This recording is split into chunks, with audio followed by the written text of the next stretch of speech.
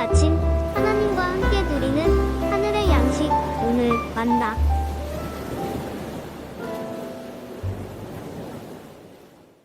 제65편. 하나님이여, 찬송이 시온에서 주를 기다려오며 사람이 소원을 주께 희양하리이다. 기도를 들으시는 주여, 모든 육체가 주께 나오리이다. 죄악의 나를 이겼사오니 우리의 허물을 주께서 사하시리이다. 주께서 택하시고 가까이 오게 하사 주의 뜰에 살게 하신 사람은 복이 있나이다. 우리가 주의 집 곧 주의 성전의 아름다움으로 만족하리이다. 우리 구원의 하나님이시여, 땅의 모든 끝과 먼 바다에 있는 자가 의지할 주께서 의를 따라 어미하신 일로 우리에게 응답하시리이다.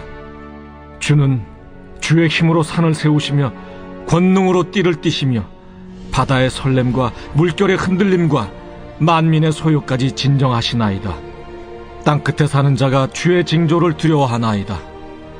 주께서 아침 되는 것과 저녁 되는 것을 즐거워하게 하시며 땅을 돌보사 물을 대어 심히 윤택하게 하시며 하나님의 강에 물이 가득하게 하시고 이같이 땅을 예비하신 후에 그들에게 곡식을 주시나이다. 주께서 밭고랑에 물을 넉넉히 대사 그 이랑을 평평하게 하시며 또 단비로 부드럽게 하시고 그 싹에 복을 주시나이다. 주의 은택으로 한 해를 관시우시니 주의 길에는 기름방울이 떨어지며 들의 초장에도 떨어지니 작은 산들이 기쁨으로 띠를 띠었나이다.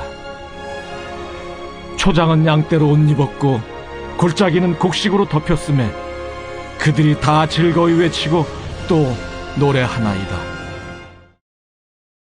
시편 65편 역시 다윗의 시인데요. 시편 65편은 크게 세 부분으로 나눌 수 있습니다. 먼저 1절과 4절의 내용은 이스라엘 공동체가 성전에서 하나님께 예배를 드리면서 했던 제의적인 내용인데요.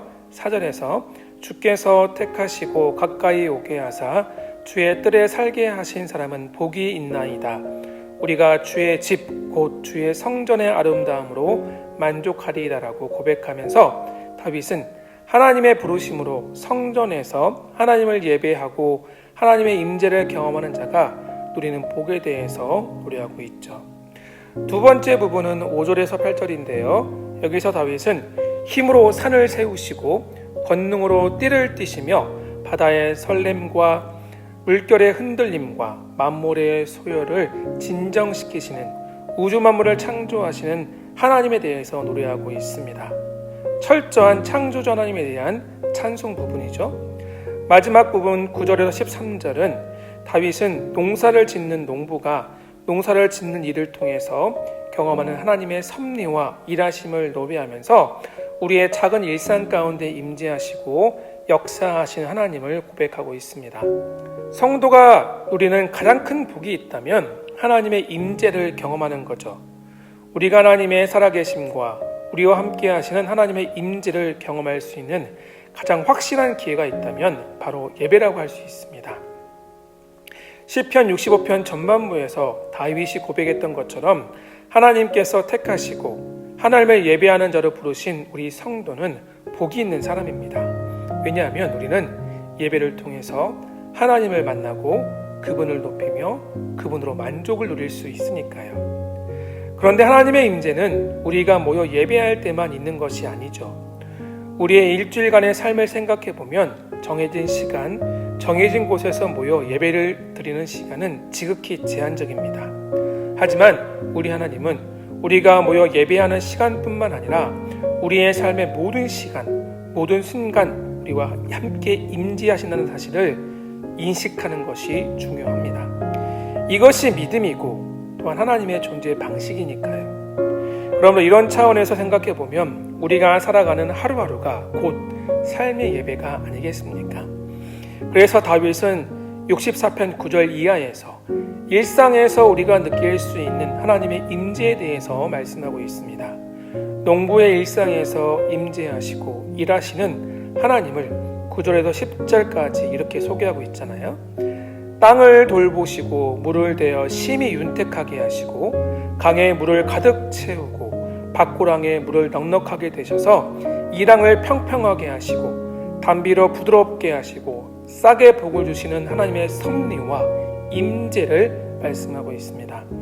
농부가 씨앗을 뿌리면 때를 따라 이른 비와 늦은 비를 내려주시고 적당한 온도와 환경으로 씨앗으로 뿌리를 내리게 하시고 싹을 틔우고 자라고 열매 맺게 하시는 하나님의 일하심입니다.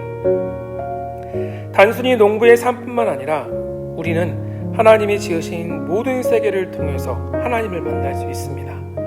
찬송가 79장에 이런 가사가 있잖아요. 주 하나님 지으신 모든 세계 내 마음속에 그리워볼 때 하늘의 별 울려 퍼지는 뇌서 주님의 권능 우주에 찾네. 숲속이나 험한 산 골짜기에서 지저귀는 저 새소리들과 고요하게 흐르는 시냇물은 주님의 솜씨 노래하도다. 이 가사의 내용은 오늘 본문 9절 이후와 일맥상통하는 믿음의 고백입니다. 다윗이 여기서 소개하는 하나님의 섭리는 우리 역시 매일 경험하고 있습니다. 이 3주 전만 해도 한여름 폭염과 열대야로 무척이나 힘들었습니다. 그런데 입추가 지나가 또 8월 중순이 되니 폭염과 열대야가 지나가고 아침 저녁으로 점점 선선한 바람이 불기 시작해요. 하루에도 변함없이 저녁이 되고 아침이 되고 해가 뜨고 또 시기와 절기에 따라 온 세상이 변해가는 모습들을 우리는 경험하고 있습니다. 우리가 너무나 평범하다고 느끼는 이 모든 일상은 그저 평범한 일상이 아니라 하나님의 살아계심과 일하심을 경험하는 우리의 기적 같은 일상인 줄 믿으시기를 바랍니다. 다윗은 오늘 본문 9절 이후에서 기적같이 반복되는 일상을 통해서 하나님을 바라보게 합니다.